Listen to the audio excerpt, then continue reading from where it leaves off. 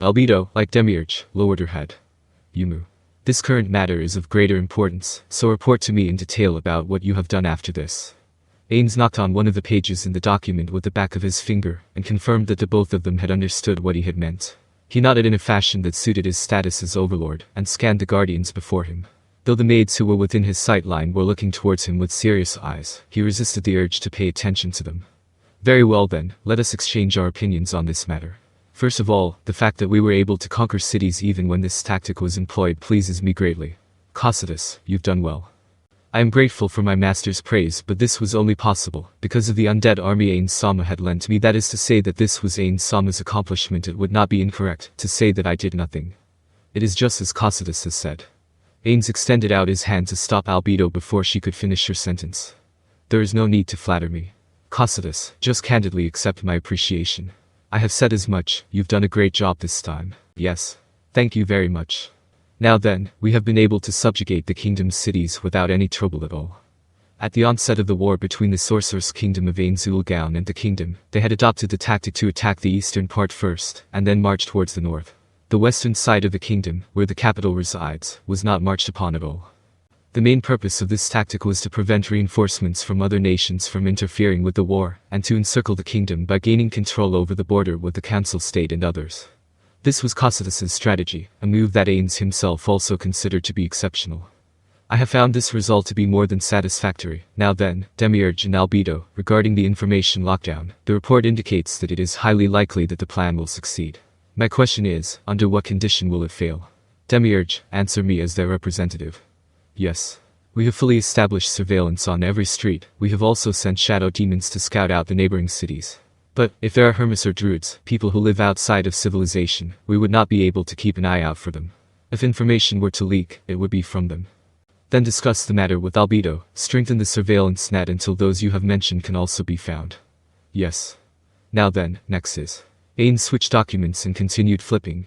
Yumu, a few cities have perished already, huh? Within these pages were exhaustive documentations on who used what strategy to completely destroy which city.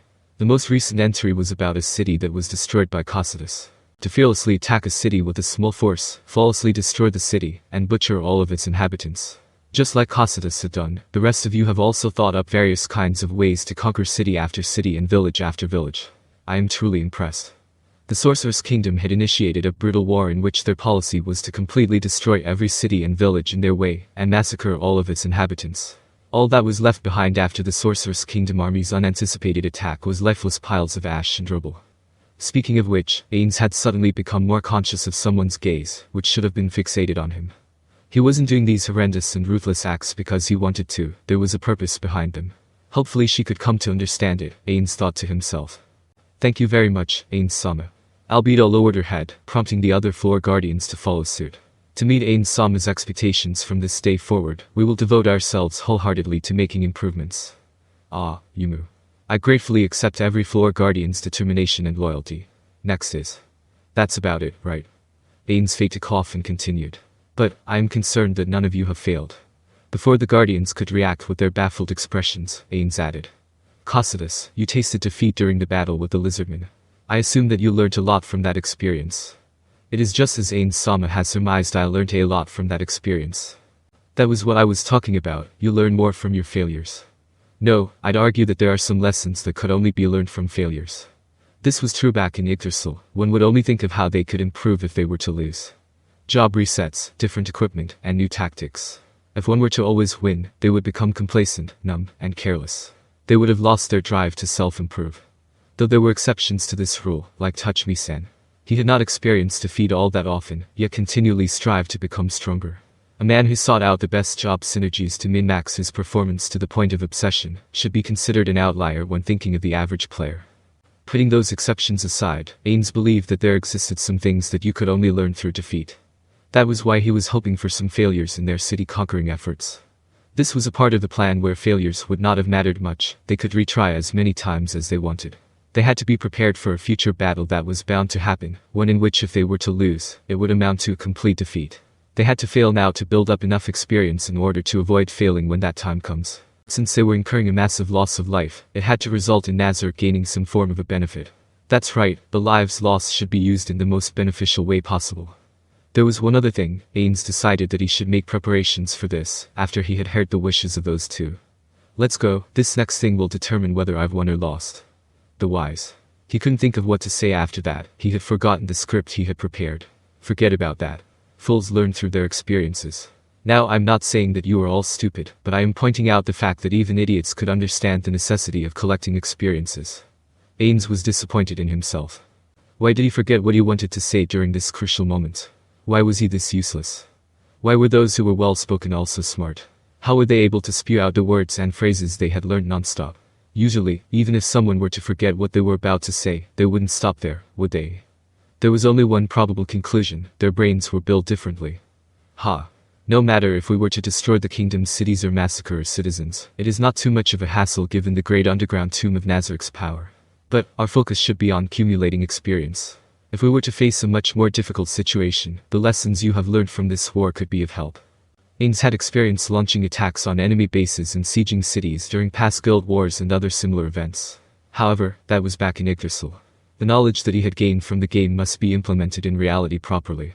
In that context, the experience they had gained from the different methods they had employed to destroy different types of cities will undoubtedly be of use in the future. The great underground tomb of Nazarick had to strengthen itself. The belief that Ainz and the great underground tomb of Nazarick were the only guild and guild base in this world was a naive one. Ainz exists in this world, therefore there must be other players and guilds in this world too, perhaps due to arrive in the future. To prepare for that future, it was a necessity for this organization to bolster its own strength. Indeed, it was imperative for all of them to have personal experiences in these matters. Ainz continued on to the Guardians who were intently listening to him. Speaking of our current situation, I could feel that the burden of responsibility has been growing ever so heavier on every floor guardian. At the same time, the number of people like you who I could entrust these jobs to are far and few between. The floor guardians, excluding Victim, were all strong level 100 beings that could give Ainz a run for his money. The area guardians were weaker than the floor guardians, so Ainz felt uneasy at the suggestion of bringing them outside, where there could be strong enemies. This was why the number of tasks given to the floor guardians had been increasing. However, if we were to keep up the status quo, multiple issues will begin to surface. When the sorceress kingdom of Ainz has come to subjugate a vast enough territory, the area guardians will take up responsibility for a wide range of tasks. Perhaps a day will come when even the management of warfare will have to be delegated to someone. That is to say that our master wishes those who are without experience to have a personal history of their own, correct? Demiurge started spouting unintelligible things again. But what he said about forming a history of their own more or less hit the mark. It sounded pretty cool too. That's correct. It is just as you have surmised, Demiurge. Though he did not feel as though it could be conveyed properly, Ainz still smiled while using his practiced what a no-nonsense ruler would sound like. Voice. Speaking of which, normally if he were to hear himself using that voice through a recording, he would not be able to stand the amount of cringe he felt, but he didn't really think too much about it now. After all, he felt that his emotions would get suppressed quickly if he had imagined the voice that he was using. Anyways, Demiurge's history idea was a good one.